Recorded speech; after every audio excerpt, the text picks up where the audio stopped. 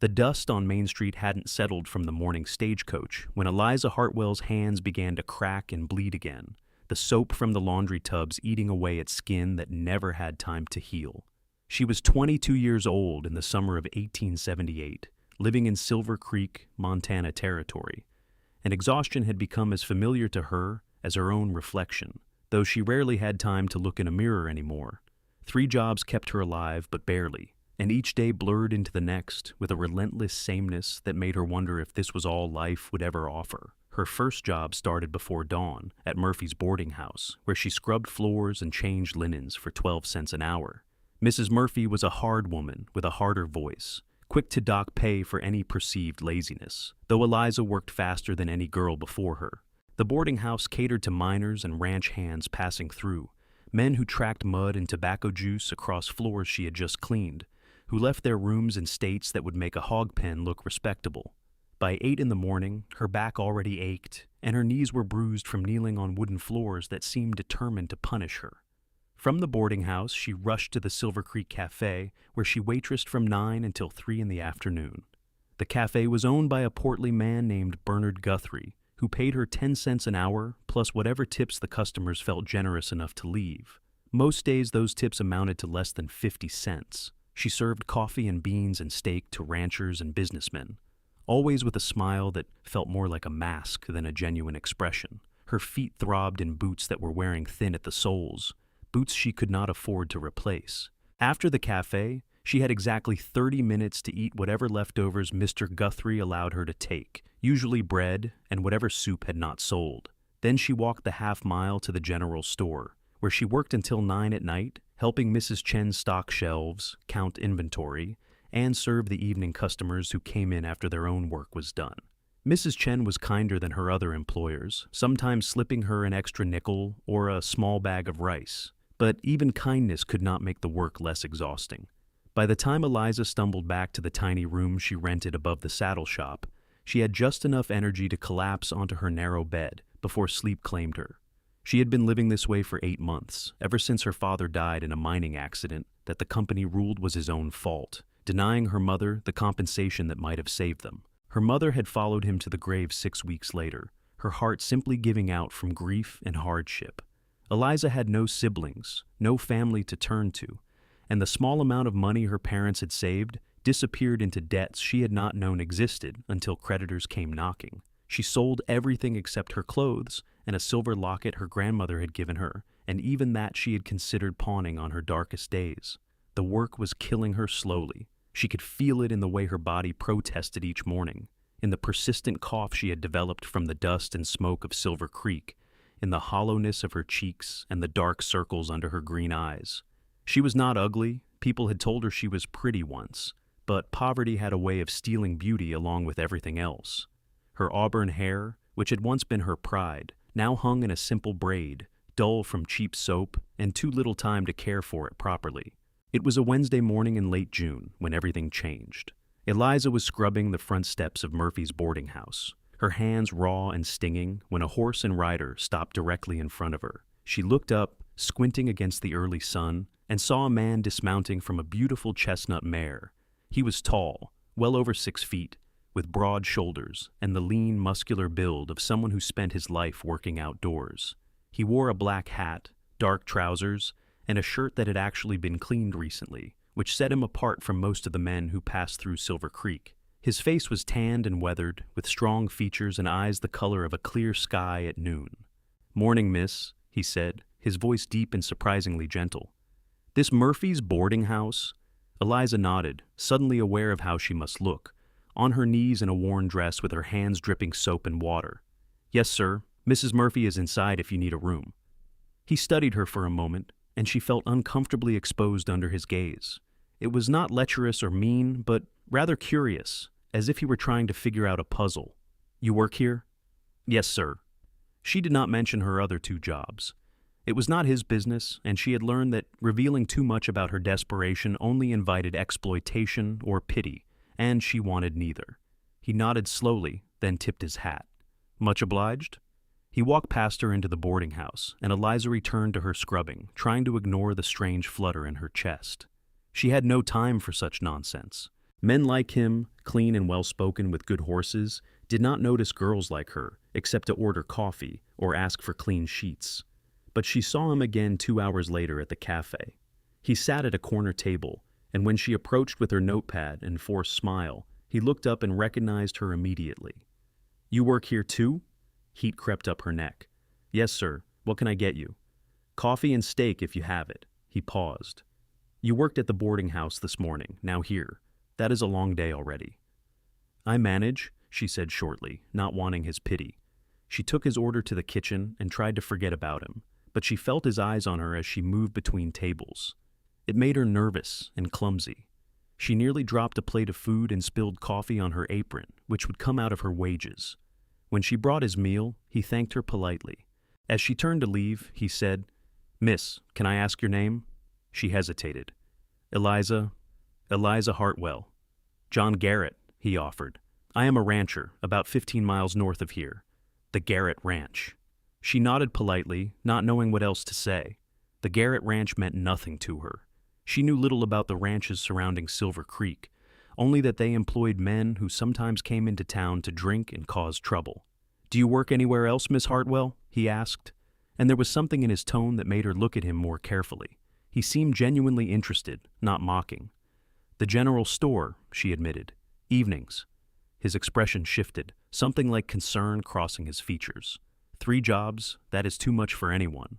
"It is what I have to do," she said, more sharply than she intended. "Now, if you will excuse me, I have other customers." She walked away before he could respond, her heart beating too fast. She did not need some rancher telling her what was too much. He knew nothing about her life, about what survival required. For the rest of her shift, she avoided his table, sending another waitress to refill his coffee. When she finally glanced over again, he was gone, leaving payment and a tip of $2 whole on the table. She stared at the money, suspicion and desperate need warring inside her.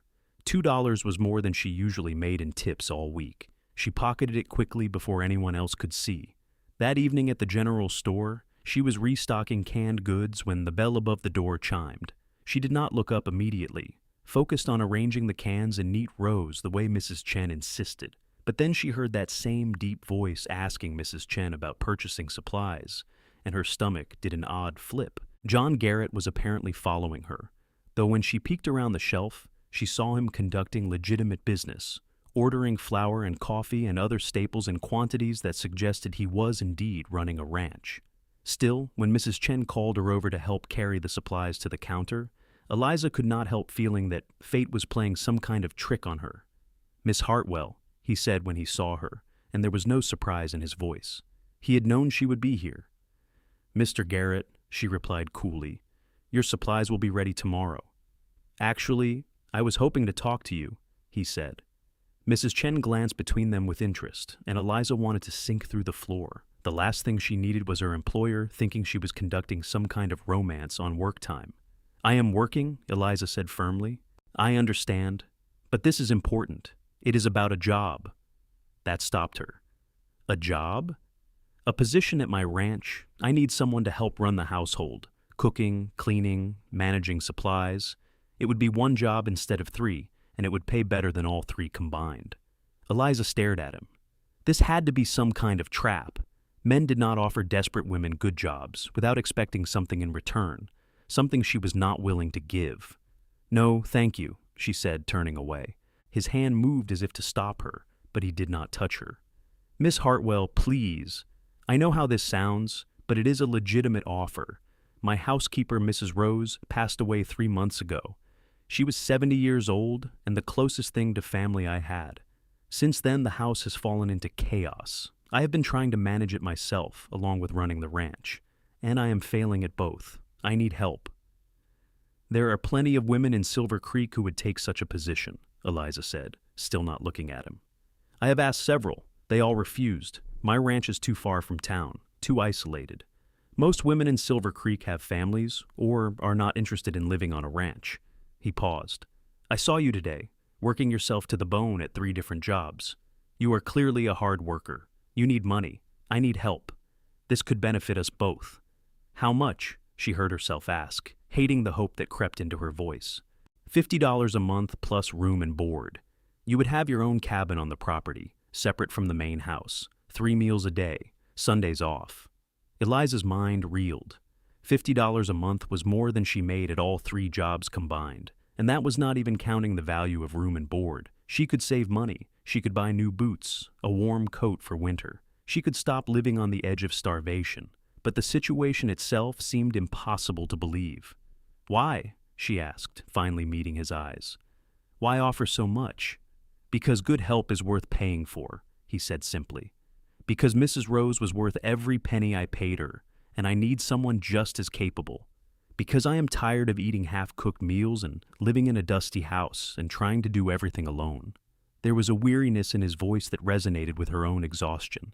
He was perhaps 30 years old, she guessed, maybe a bit older, young to be running a ranch alone. Most ranchers she knew of had wives or large families to help with the work. "I would need references," she said, testing him. "I will not go off with a stranger to an isolated ranch without knowing more about you." "Fair enough. You can ask anyone in Silver Creek about me. I have lived here for 8 years, took over the ranch when my father died. I do business with half the shops in town. Talk to the bank manager, the sheriff, anyone. I have nothing to hide." Mrs. Chen cleared her throat. "Mr. Garrett is a good man, Eliza. Honest, fair in his dealings. I have known him many years." Eliza looked at her employer in surprise. Mrs. Chen was not given to praising people easily. If she vouched for him, that meant something. Still, Eliza's life had taught her to be cautious. "I need time to think about it." "Of course," John said. "I am staying at Murphy's for 2 more days. You can give me your answer before I leave." He tipped his hat to both of them and left the store, the bell chiming behind him. Mrs. Chen studied Eliza with shrewd eyes. "You should take this job. 3 jobs will kill you before you turn 25. I see how tired you are." "It seems too good to be true," Eliza said quietly. "Sometimes good things happen," Mrs. Chen replied. "Not often, but sometimes." That night, Eliza could not sleep despite her exhaustion. She lay in her narrow bed, staring at the ceiling, mind churning. $50 a month. Her own cabin. Regular meals. It sounded like a dream, which was precisely what worried her. Dreams did not come true for girls like her. The next morning, before her shift at Murphy's, she walked to the sheriff's office. Sheriff Hawkins was a gruff man in his 50s, with a reputation for honesty. When she asked about John Garrett, his expression softened in a way she had never seen. "John Garrett is one of the best men in this territory," he said without hesitation. "Honest, hard-working, treats his men fair. He has had a rough time of it, losing his parents and then Mrs. Rose, but he has never let it make him bitter. If he offered you a job, you can trust he means exactly what he says. No hidden intentions." "You are certain?" Eliza pressed. "Certain as I am of my own name. My daughter worked at his ranch for a summer a few years back, helping with the garden. He treated her with complete respect, paid her exactly what he promised. I would not hesitate to send her there again." Eliza thanked him and walked slowly to the boarding house, her mind made up but her heart still nervous. This was a leap of faith unlike anything she had taken before. At the boarding house, she asked Mrs. Murphy if she could take a few minutes to speak with one of the guests. Mrs. Murphy scowled. "You have floors to scrub." "Please," Eliza said. "It is important. I will make up the time." Something in her tone must have convinced the older woman because she nodded grudgingly. 5 minutes, no more." Eliza found John in the dining room, eating breakfast. When he saw her, he stood immediately. "Miss Hartwell." "I talked to the sheriff," she said without preamble, "and to others. They vouch for you." "I am glad," he said. "Does that mean you will consider my offer?" She took a breath. "I will take the job, on a trial basis. 1 month. If it does not work out, I want passage back to town and a full month's wages for whatever time I worked." He extended his hand. "That is more than fair. You have a deal." His hand was calloused and warm, his grip firm but not crushing. Eliza felt the weight of her decision settle over her like a physical thing. She was taking a chance on a stranger, on a life completely different from the one she knew. It terrified her and thrilled her in equal measure. "When do I start?" she asked. "Can you be ready to leave tomorrow morning? I need to get back to the ranch." Tomorrow. So soon. But what was there to keep her here? She gave notice at all 3 jobs that day, enduring Mrs. Murphy's irritation, Mr. Guthrie's indifference, and Mrs. Chen's warm wishes. She packed her few belongings into a single worn carpetbag and tried not to think about everything that could go wrong. The next morning, she met John outside Murphy's boarding house at dawn. He had a wagon loaded with the supplies he had purchased, and he helped her up onto the seat with a courtesy that still felt foreign. As they rolled out of Silver Creek, Eliza looked back at the town that had been slowly killing her and felt no regret, only a cautious hope that maybe, just maybe, her life was about to change for the better. The ride to the Garrett Ranch took almost 3 hours. The landscape was beautiful in a harsh, untamed way. Rolling hills covered in grass that shimmered silver green in the wind, distant mountains dark against the sky. John was quiet for the first hour, focused on driving, but then he began to point out landmarks, telling her about the land with a passion that was evident in his voice. That creek there, that is where the ranch gets its water. Spring-fed, never runs dry even in the worst summers. Those hills to the west, that is where we graze cattle in the summer. Better grass up high when the valley gets too hot. Eliza listened, absorbing information, watching him as he spoke. He loved this land, that much was clear. There was something appealing about that kind of devotion, though she was not sure why it should matter to her. "How many cattle do you run?" she asked, more to break the silence than from real interest. "About 500 head right now. I have been building the herd slowly. My father believed in steady growth, not overextending. I have 6 men working for me full-time, good men. They bunk in the ranch house, which is part of why I need help. Cooking for 7 people and managing a household is too much to do alone while also running cattle." "Mrs. Rose did all that by herself?" Eliza asked, incredulous. "She did, but she had been doing it for 30 years. She knew every inch of that house, every rhythm of ranch life, and she was remarkable. I do not expect you to be her, Miss Hartwell. I just need help getting things organized and running smoothly again." When they finally crested a hill and the ranch came into view below, Eliza caught her breath. The main house was larger than she expected, a sturdy 2-story building made of logs and stone. Beyond it stood a barn, several corrals, and a few smaller structures. Cattle dotted the pastures, and she could see men working near the barn. It looked prosperous and well-maintained, not like the failing operation she had half feared. "That cabin there, the one closest to the main house, that will be yours," John said, pointing to a small log structure with a covered porch. "It was Mrs. Rose's. I cleaned it out after she passed, but you can arrange it however you like." As they approached, several men stopped their work to watch. John pulled the wagon up to the main house and helped Eliza down. Her legs were stiff from the long ride, and she stumbled slightly. His hand steadied her elbow, then released her immediately. "Come meet the men," he said, leading her toward the group gathering near the barn. There were 6 of them, ranging in age from early 20s to perhaps 50. They had the look of working ranch hands, weathered and lean, with cautious eyes that assessed her carefully. John introduced them, but one by one. Ben, the foreman, a man in his 40s with graying hair and a kind face. Tom and Jack, brothers in their 30s. Pete, the youngest at maybe 22, and 2 older men named Sam and Henry. "This is Miss Eliza Hartwell," John said. "She is going to be running the household from now on. I expect you all to treat her with respect and follow her instructions regarding the house and meals." "Yes, boss," they chorused, and Eliza saw genuine relief on some of their faces. They clearly had been suffering under John's attempts at housekeeping. "Miss Hartwell, would you like to see your cabin first, or the main house?" John asked. "The cabin, please," she said. She needed a moment to herself, to let the reality of this new situation sink in. He carried her carpetbag to the cabin and opened the door, stepping back to let her enter first. The interior was simple but clean, larger than her room above the saddle shop had been. There was a real bed with a mattress, a table and chairs, a small stove for heating, and even a wardrobe for clothes. Shelves lined one wall, and a window looked out toward the mountains. "I will leave you to settle in," John said. "When you are ready, come to the main house and I will show you around. No rush." After he left, Eliza sat on the bed and let out a long breath. The mattress was soft, the blankets clean.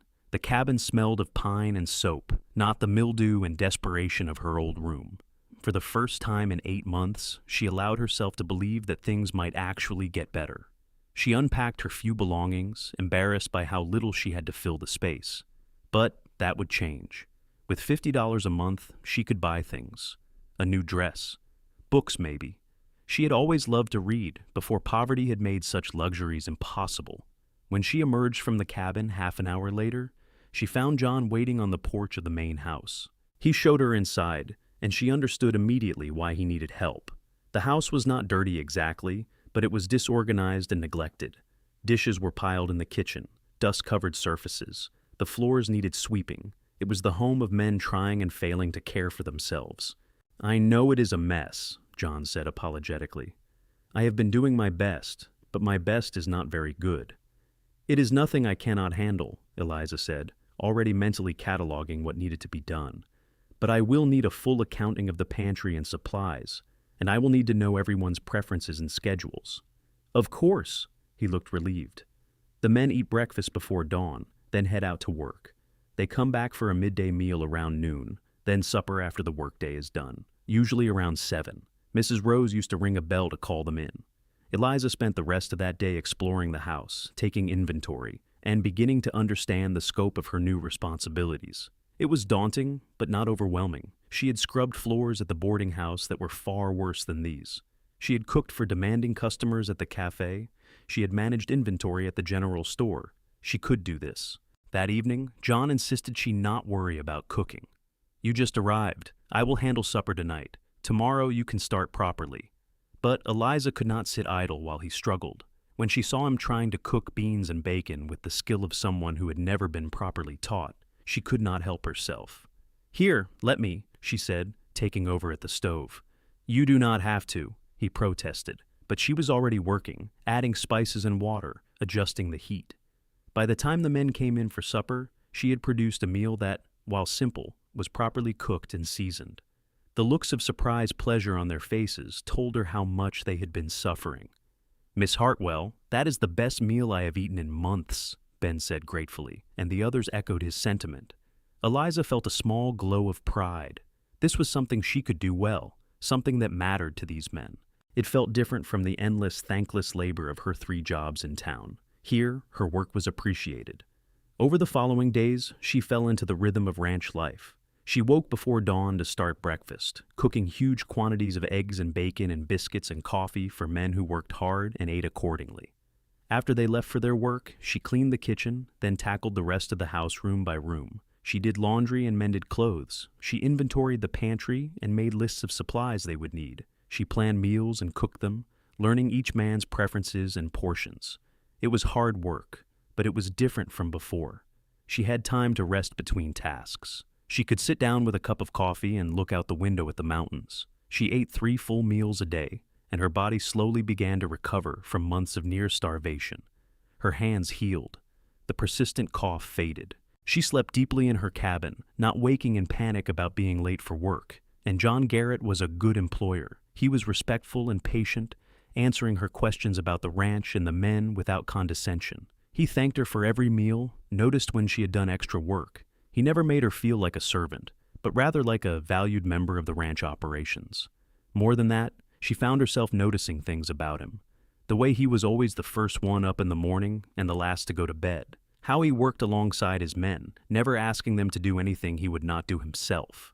The gentleness with which he handled horses and even cattle. The quiet sadness that sometimes crossed his face when he thought no one was watching. One evening, about 2 weeks into her employment, she was washing dishes after supper when he came into the kitchen with his own plate. "You do not have to do that," she said. "I will collect the dishes." "I know," he said, setting it on the counter. Then, instead of leaving, he leaned against the wall and watched her work. It should have made her uncomfortable, but somehow it did not. "You have done an amazing job," he said after a moment. "The house has not looked this good or run this smoothly since Mrs. Rose passed. The men are happier. I am happier. Thank you." "You are paying me well," Eliza said, deflecting the compliment. "It is my job." "Still, I appreciate it." He paused. "Are you settling in all right? Is the cabin comfortable?" "It is the nicest place I have ever lived," she admitted, then felt embarrassed by the confession. It revealed too much about how desperate her circumstances had been. But John just nodded. "Good. I want you to be comfortable here. I want you to stay if you are happy." Something in his tone made her look up, and their eyes met. The moment stretched between them, charged with something Eliza did not quite understand. Then John cleared his throat and straightened. "Well, I will let you finish," he said, and left quickly, as if escaping.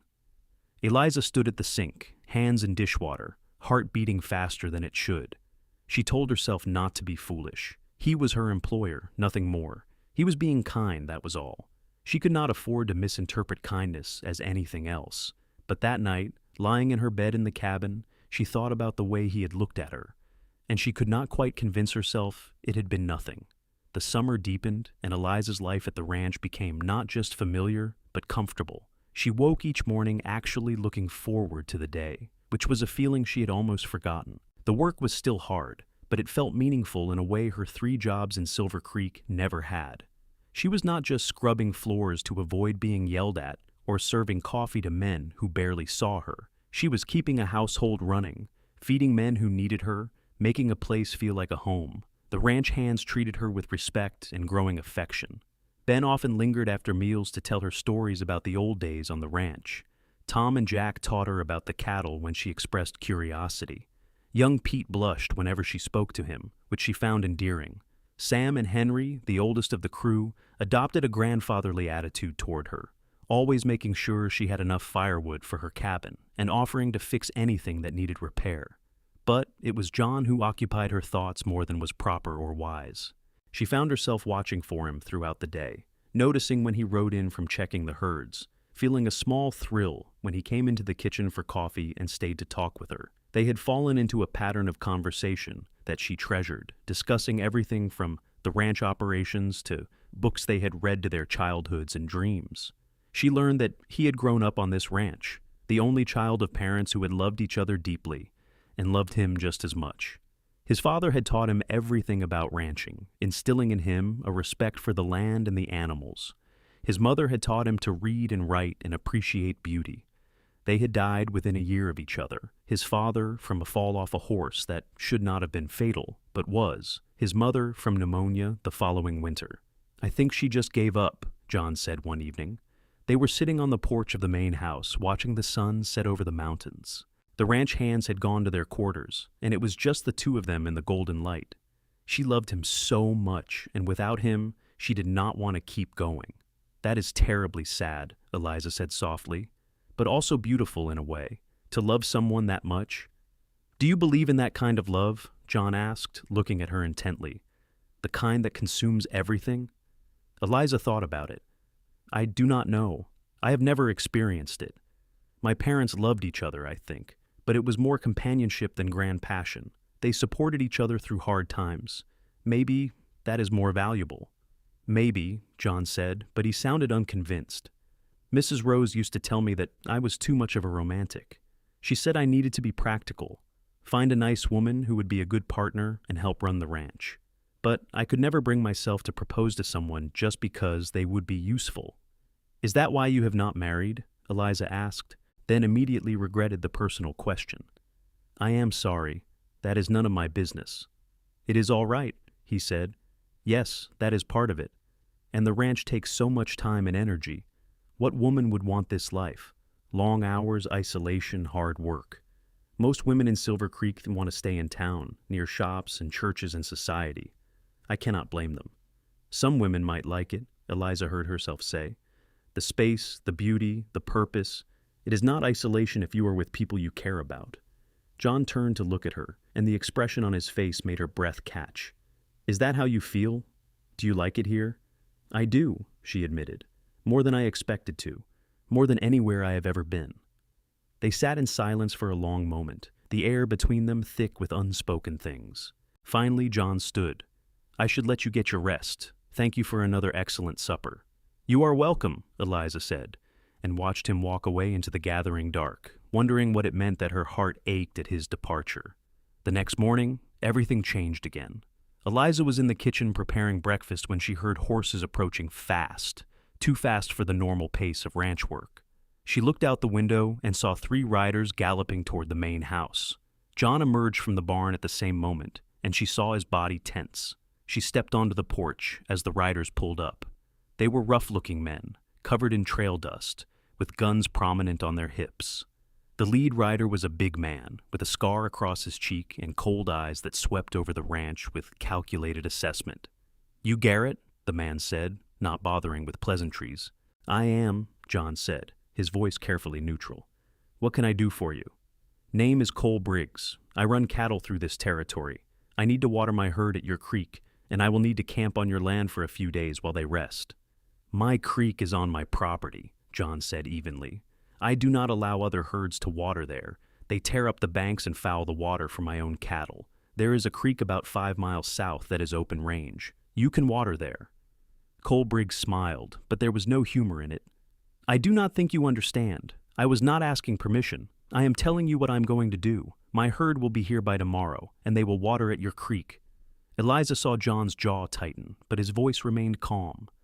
"And I am telling you that I will not allow it. Take your herd to the other creek." Briggs leaned forward in his saddle, his hand resting on his gun. "You are making a mistake. Garrett, I have 50 men with that herd. How many you got? 6, 7? Do not be stupid." "Get off my land," John said, his voice hard as iron. "Now!" For a moment, Eliza thought violence would erupt right there. Then Briggs laughed, a harsh sound. "All right, rancher, we will do it your way, but you will regret this. Mark my words." He wheeled his horse and rode off, his companions following. John stood motionless until they were out of sight. Then his shoulders sagged slightly. Ben came running from the barn, the other ranch hands close behind. "Boss, that was Cole Briggs," Ben said urgently. "He is bad news. Him and his crew are little better than outlaws. They have been running cattle through this territory for a few years now, and nobody stands up to them because they are too dangerous."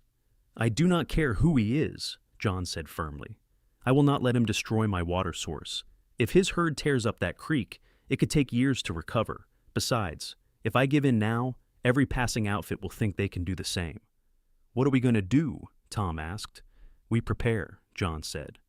"They will likely try to force the issue. We need to be ready to defend the ranch." Eliza's stomach twisted with fear. She had worked so hard to escape violence and danger, and now it was coming to her new home. She wanted to speak up, to protest, but this was not her decision to make. Instead, she went back into the kitchen and focused on breakfast, trying to keep her hands steady as she cooked. Over the next day, the entire atmosphere of the ranch changed. The men armed themselves and took turns standing watch. John sent Tom into Silver Creek to report the situation to the sheriff, but the message that came back was discouraging. The sheriff did not have the men or the jurisdiction to help with what might be a range dispute. "We are on our own," John told his crew that evening. "I will not force any of you to stay and fight. If you want to leave until this is over, I will not hold it against you." Not one man left. They all stayed, loyal to John and the ranch. Eliza felt a fierce pride in them, mixed with terror at what might be coming. That night, she could not sleep. She lay in her cabin, listening to every sound, jumping at shadows. Around midnight, she gave up and dressed, thinking she would make coffee and wait out the long hours until dawn. But when she stepped outside, she saw a figure sitting on the porch of the main house. John, keeping watch. She walked over to him, and he looked up in surprise. "Eliza, you should be sleeping." "I cannot," she admitted. "I am too worried." He patted the space next to him on the step, and she sat down, acutely aware of his warmth and nearness. "I am sorry," he said quietly. "I should have thought about how this would affect you before I refuse Briggs. If you want to go back to town until this is settled, I will take you tomorrow." "No," Eliza said firmly. "This is my home too now. I am not leaving." He looked at her, and even in the dim moonlight, she could see the emotion in his eyes. "You call this home?" "I do," she whispered. "I have never felt like I belonged somewhere the way I do here." "Eliza," he said, and her name on his lips sounded like something precious. "I need to tell you something. I know I should not, but I cannot keep it inside anymore. I think about you constantly. From the moment I saw you on those steps in Silver Creek, scrubbing floors with your hands raw and your pride intact, I could not stop thinking about you. I offered you this job because I wanted to help you, yes, but also because I wanted you here, near me. I am sorry if that is inappropriate or unwelcome. I am sorry if I have made you uncomfortable, but I needed you to know." Eliza's heart was hammering so hard she could barely breathe. "John, I think about you too, all the time. I tried not to, tried to keep everything professional, but I cannot help it. You are the kindest, most honorable man I have ever known, and I feel safe with you in a way I have never felt safe before." He reached for her hand, his fingers intertwining with hers. "If we survive this, if we get through whatever is coming with Briggs and his men, would you consider letting me court you properly? Not as an employer, but as a man who is falling in love with you?" Tears filled her eyes. "I would consider it. I am already considering it. I think I have been falling in love with you for weeks, even though I knew I should not." He lifted her hand to his lips and kissed it gently. "Then we will get through this," he said with fierce determination. "I have too much to fight for now." They sat together in the darkness, holding hands, drawing strength from each other. And when dawn came, they faced it together. Cole Briggs and his herd arrived late the next morning. Eliza heard them before she saw them, the thunder of hundreds of cattle hooves, the shouts of drovers, the crack of whips. She stood at the window of the main house, her heart in her throat, as John and his men positioned themselves between the approaching herd and the creek. Briggs rode at the head of his crew, 50 men just as he had claimed, all armed and rough. They stopped about 100 yards from where John stood. "Last chance, Garrett," Briggs called out. "Stand aside and let my herd through." "No," John called back. "Turn them away." Briggs signaled to his men, and they began pushing the cattle forward. John fired a shot into the air, and the cattle spooked, milling in confusion. The other ranch hands fired as well, not at the men, but creating enough noise to keep the herd from advancing. For several tense minutes, it was a standoff.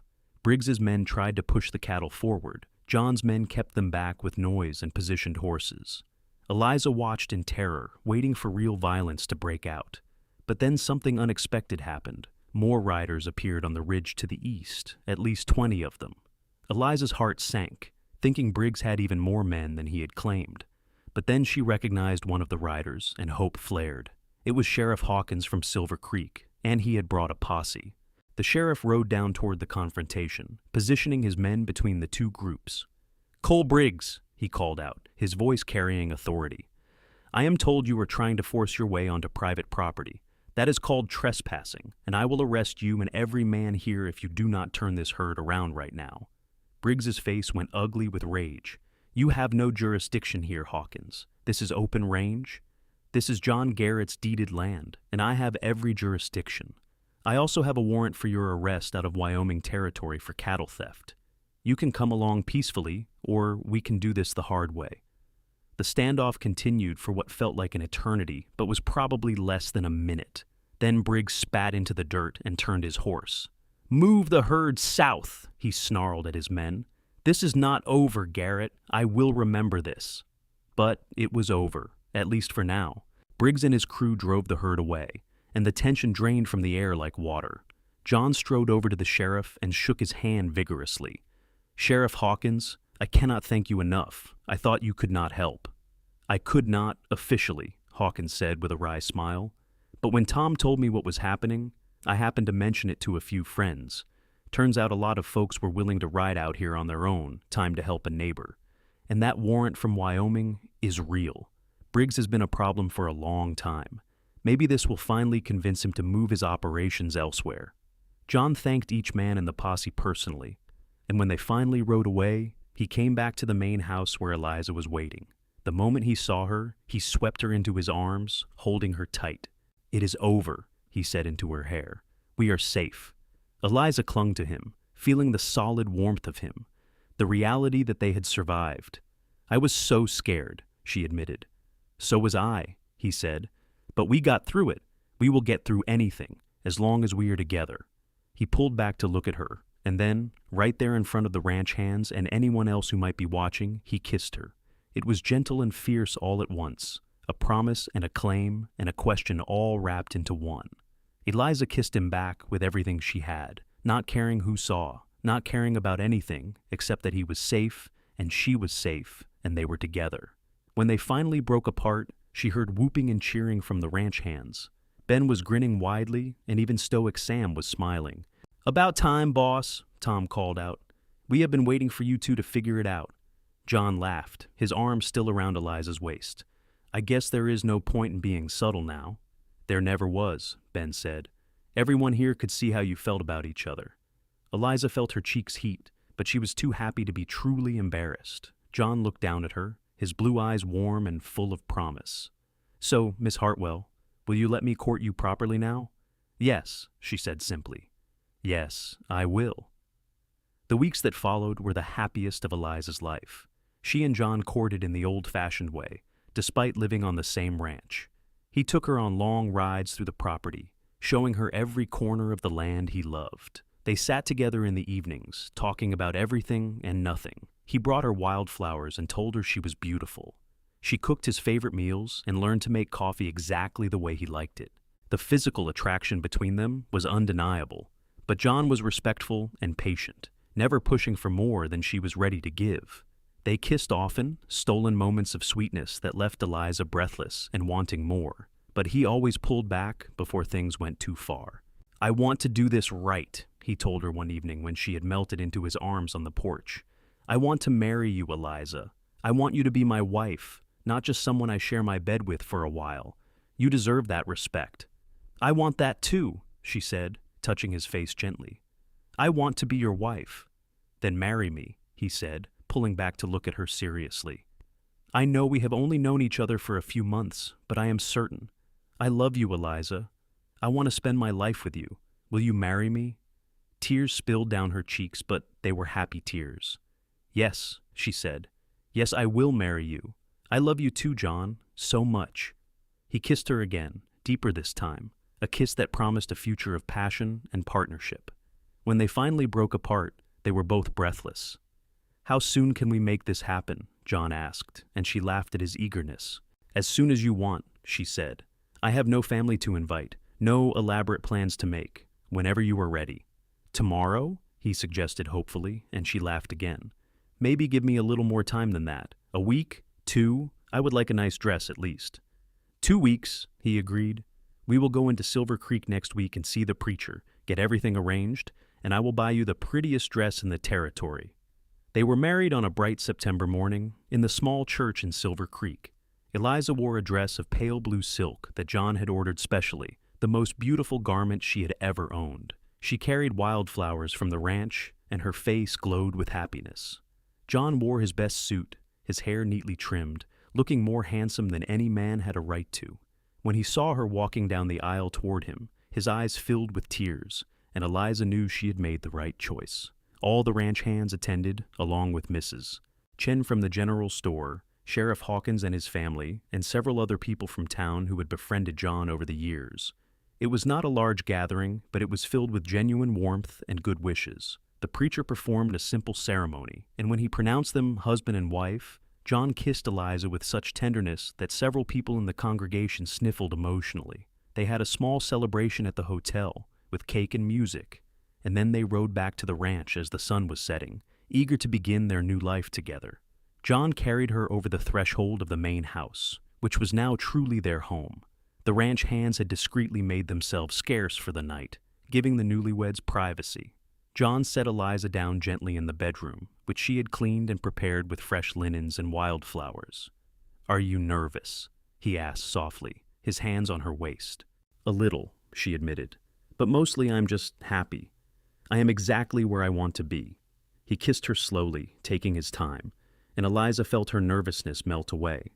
This was John, the man she loved, the man who had seen her at her lowest and offered her not just a job, but a future. She trusted him completely. Their wedding night was tender and passionate, a discovery of each other that left them both breathless and awed. John was gentle and patient, making sure Eliza felt cherished and safe. And when they finally lay tangled together in the aftermath, both of them glowing with satisfaction and love, Eliza knew she had found something she had thought impossible: a true home, a true partner, a true love. "I love you," John whispered, his fingers tracing patterns on her bare shoulder. "I will love you until the day I die." "I love you too," Eliza said, snuggling closer.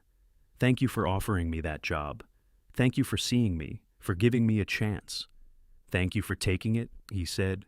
"Thank you for being brave enough to trust me. You have made me happier than I ever thought I could be." They fell asleep wrapped in each other's arms, the future stretching before them, full of promise and possibility. The first year of their marriage was an adjustment, but a happy one. Eliza had to learn to balance being John's wife with running the household, navigating the shift from employee to partner. Some of the ranch hands were uncertain at first how to treat her now that she was the boss's wife, but Eliza worked to put them at ease. She still cooked their meals and managed the house, but now she also sat with John in the evenings discussing ranch business, offering her opinions and ideas. To both their surprise, Eliza had a good head for business. She had learned accounting at the general store, and she began keeping the ranch books meticulously, finding places where they could save money or invest more wisely. She suggested diversifying their income by raising chickens and selling eggs in town, which proved profitable. John was impressed and grateful, happy to have a true partner in every sense of the word. Their physical relationship deepened and grew. The initial tenderness of their wedding night evolved into a passionate intimacy that brought them even closer together. They could not keep their hands off each other, stealing kisses in the kitchen, making love in the afternoon when ranch work allowed, lying tangled together each night, whispering secrets and dreams. Winter came, and with it the harsh Montana cold. But Eliza had never felt warmer or more secure. She and John would sit by the fire in the evenings, her head on his shoulder, his arm around her, and she marveled at how far she had come from the desperate girl scrubbing floors in Silver Creek. In the spring, Eliza began to suspect she might be pregnant. Her monthly courses had stopped, and she felt queasy in the mornings. She was simultaneously thrilled and terrified.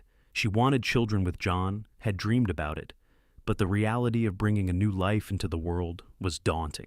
She waited until she was certain before telling him.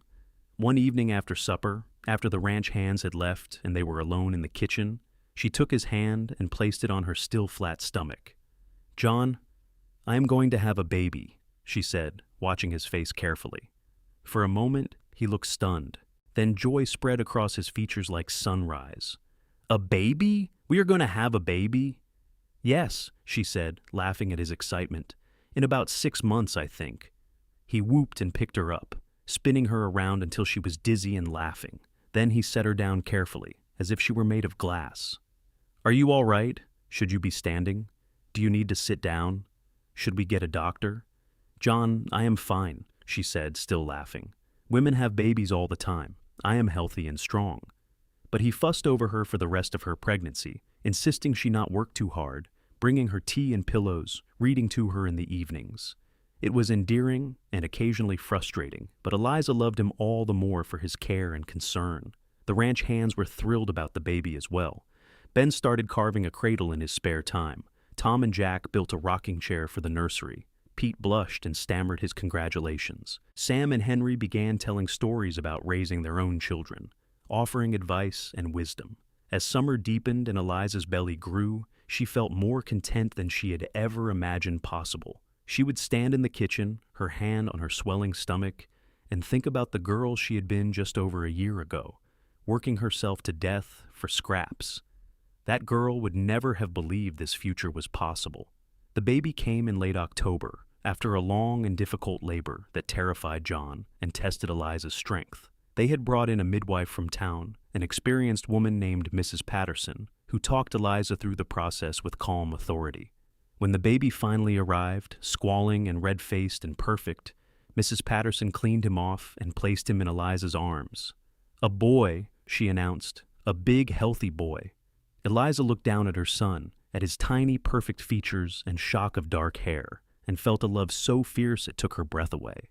John, who had been pacing anxiously outside the room, burst in the moment Mrs. Patterson called him. When he saw Eliza holding their son, tears streamed down his face. "He is perfect," John whispered, sitting on the bed next to them and touching the baby's tiny hand with one finger. "You are perfect, Eliza. You are amazing." "We made him," Eliza said in wonder. "He is ours." They named him James, after John's father. Little James Garrett was doted on by everyone on the ranch. The hardened cowboys turned to mush around him, taking turns holding him and making funny faces to get him to smile. Ben declared himself the baby's honorary grandfather. Pete, who was the youngest of the crew, seemed awed by the tiny human. Eliza settled into motherhood with the same determination she brought to everything else. The sleepless nights were hard, and her body took time to heal from the birth. But she had John's unwavering support. He would walk James around the house at night when the baby was fussy, singing lullabies in his deep voice. He changed diapers and bathed his son with a tenderness that made Eliza fall even more in love with him. The years rolled on, bringing changes and challenges, but also deep joy. When James was 2, Eliza became pregnant again. This time the labor was shorter, and they welcomed a daughter they named Rose, after John's beloved housekeeper. Rose had Eliza's auburn hair and John's blue eyes, and she was a happy, laughing baby who charmed everyone she met.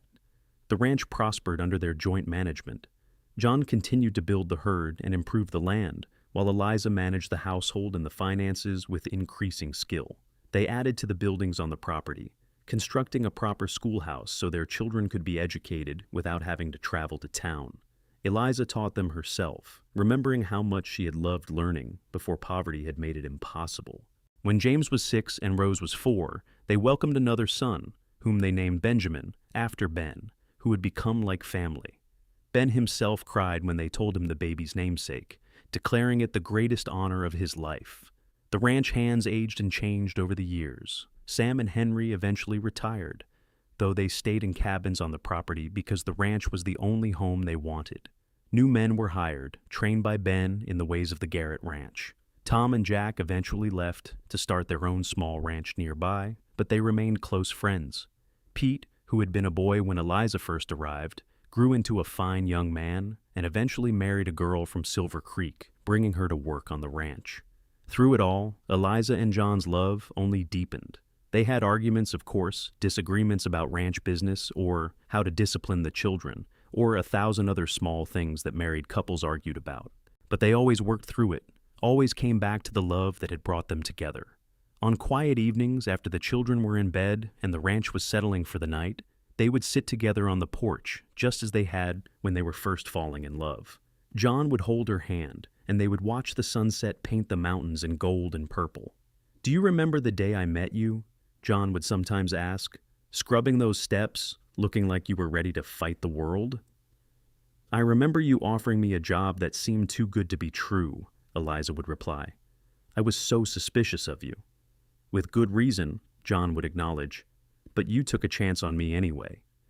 "Best decision I ever made," Eliza would say, and she meant it with her whole heart.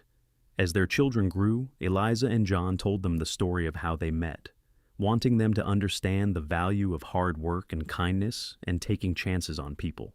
James, serious and thoughtful like his father, would listen intently. Rose, imaginative and emotional, would declare it the most romantic story ever. And little Benjamin, energetic and curious, would ask questions about the cattle drive and Cole Briggs and Sheriff Hawkins, more interested in the adventure than the romance.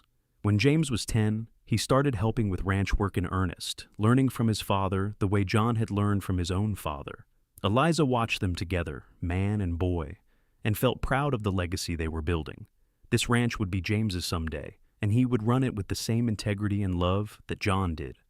Rose showed an interest in cooking and household management, often working alongside Eliza in the kitchen. But she also loved to read and draw, and Eliza made sure she had books and art supplies, determined that her daughter would have opportunities she herself had missed.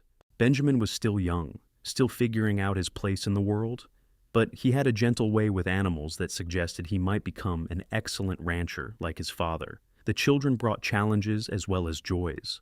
There were illnesses that terrified Eliza and John, though thankfully none proved serious. There were minor accidents common to ranch life, scraped knees and bruised elbows, and one terrifying moment when James fell off a horse and had to be checked for broken bones.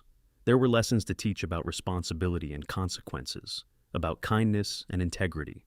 But through it all, Eliza and John faced everything together. They had built not just a successful ranch, but a real family, grounded in love and mutual respect. The children grew up knowing they were cherished, seeing daily the example of a strong marriage and a life built on hard work and fairness.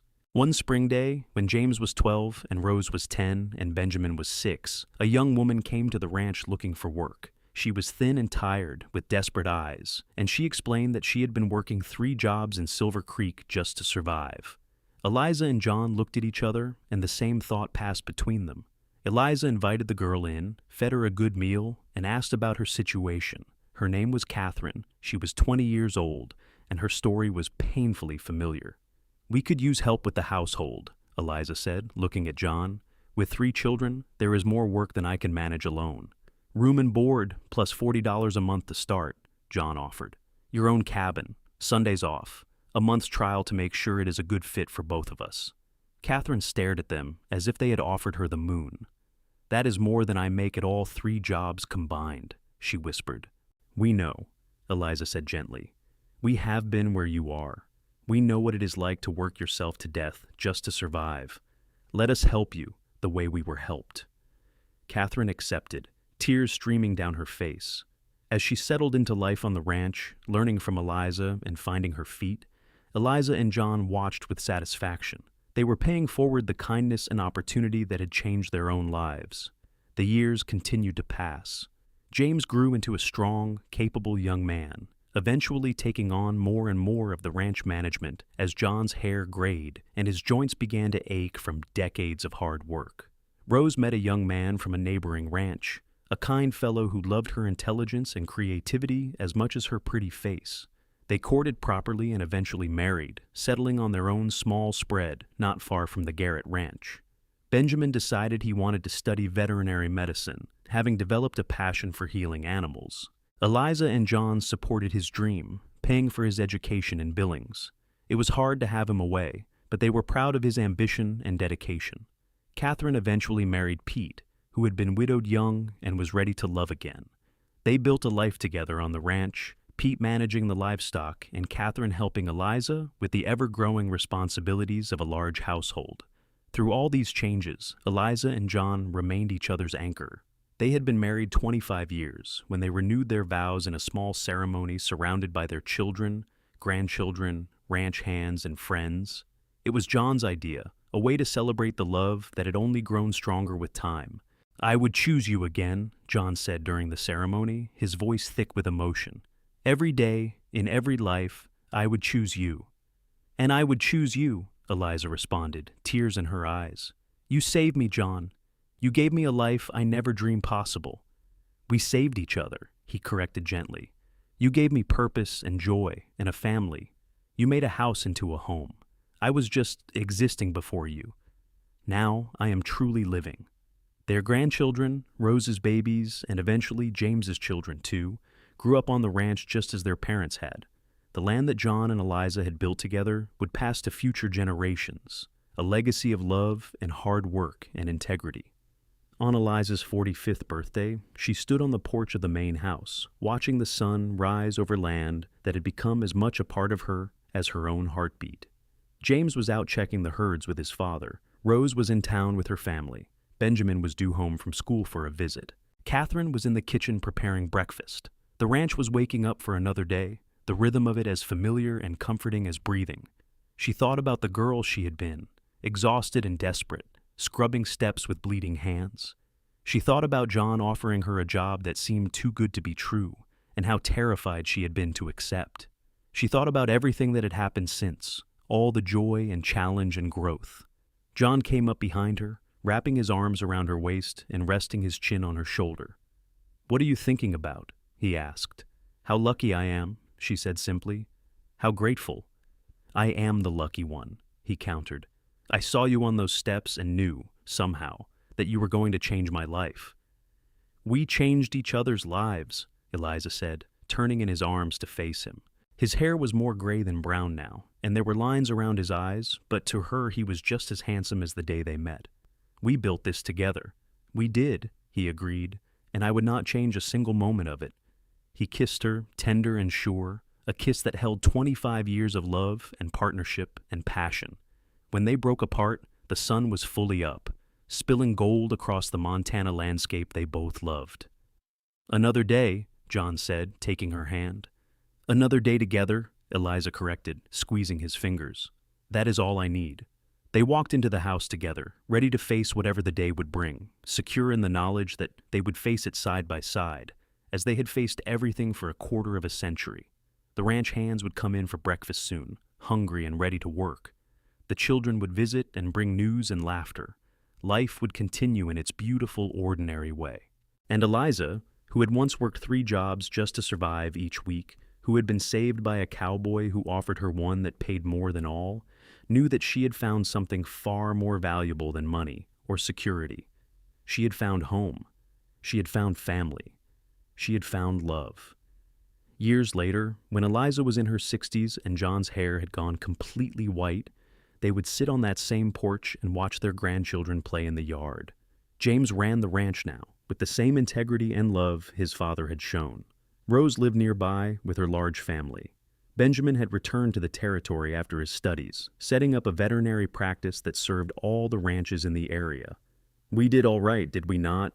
John would say, his hand finding Eliza's as naturally as breathing. "We did more than all right," Eliza would respond. "We built something beautiful." One evening in their 68th year, after a long day celebrating their 40th wedding anniversary, with a gathering of family and friends that seemed to include half the territory, Eliza and John lay in bed together, comfortable and content. "Do you remember when I asked you what you believed about love?" John asked softly in the darkness.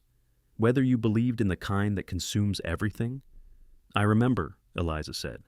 "I said I did not know, that I had never experienced it." "And now?" John asked.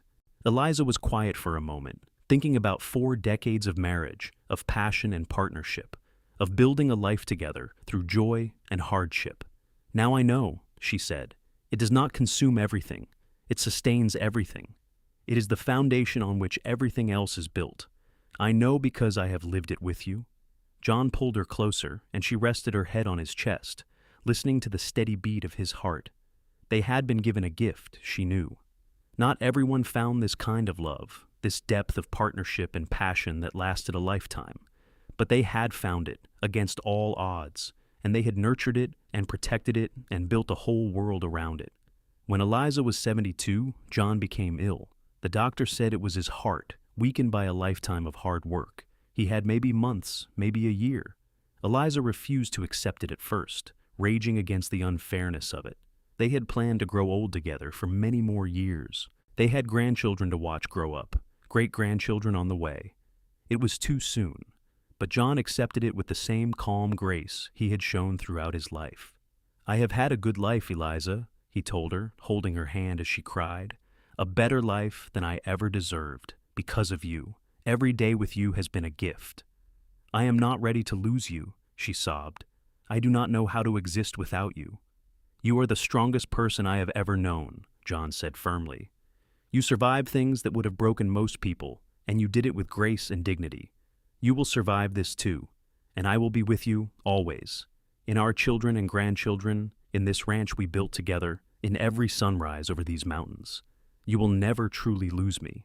He lasted 6 months, fading gradually but peacefully, surrounded by family and love. Eliza sat with him every day, holding his hand, telling him stories about their life together, reminding him of all the joy they had shared.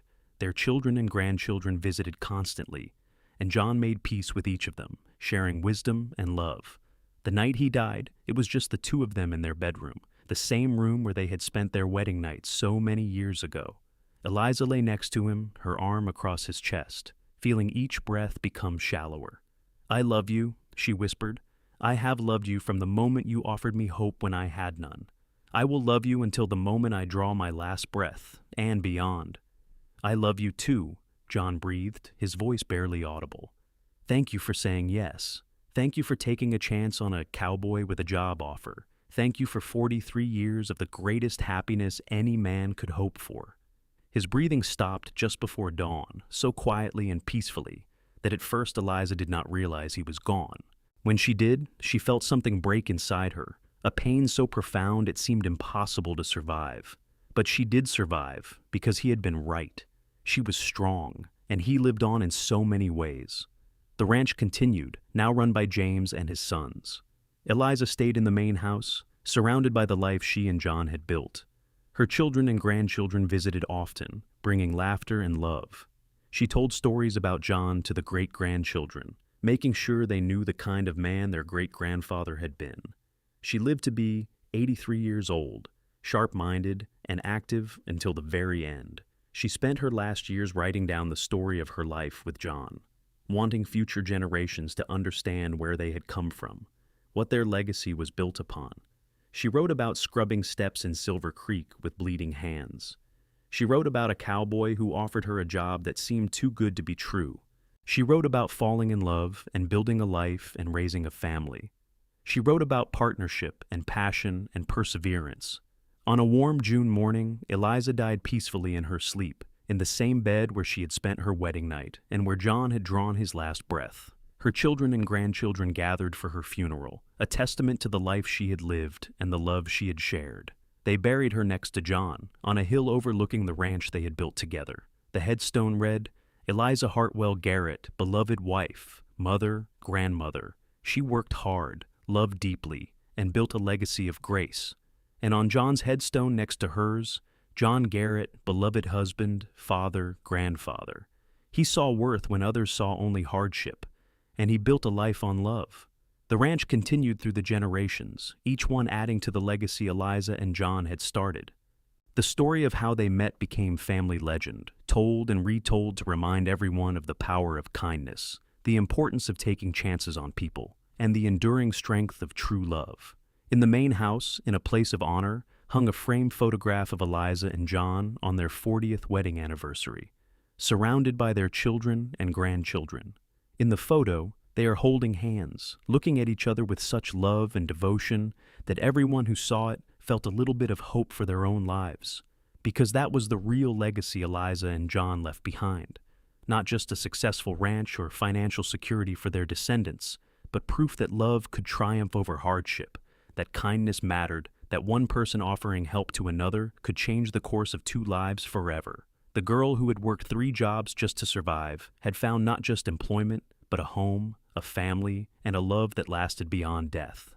The cowboy who had offered her a job had found not just a housekeeper, but a partner, a soulmate, and a love that fulfilled every dream he had ever dared to dream. Together, they had built something beautiful and lasting, a legacy of love that would echo through generations, reminding everyone who heard their story that sometimes, in the hardest of times and the most unlikely of circumstances, miracles really do happen. All it takes is someone brave enough to offer help and someone brave enough to accept it. And from that simple beginning, a whole world of love and joy can grow.